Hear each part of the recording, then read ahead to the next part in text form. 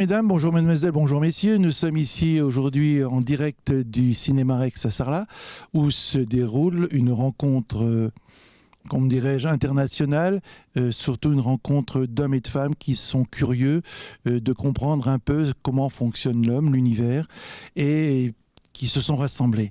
Alors on a un certain nombre d'intervenants qui vont vous expliquer tout à l'heure, tour à tour, pourquoi ils sont ici, qu'est-ce qu'ils ont envie de partager et à quoi ils nous invitent, je dirais, dans notre devenir aujourd'hui, demain et dans le quotidien.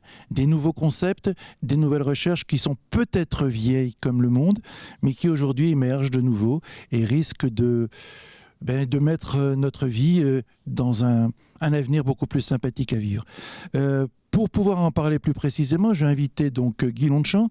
Guy Lonchamp qui fait partie de ce groupe dont on parlera un peu tout à l'heure, Mythes et Réalité, qui fête son 10e anniversaire, mais qui est un peu le chef d'orchestre de ce thème qui s'appelle l'homme vibratoire. Guy Lonchamp, est-ce que vous pouvez... Ah, il est là-bas.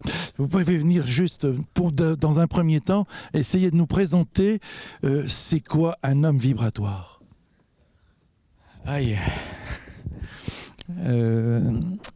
J'ai écrit ce livre, le titre L'homme vibratoire est inspiré d'un livre que j'ai écrit il y a une vingtaine d'années et qui reprenait les découvertes scientifiques des années 80-90 qui permettaient de rentrer dans une autre approche de l'homme, pas juste vu comme un objet fait de petites boules assemblées selon les lois de la physique de Newton et qu'on approchait sur un mode plutôt mécanistique, mais aussi sous un angle vibratoire, c'est-à-dire énergétique, informationnel, conscient.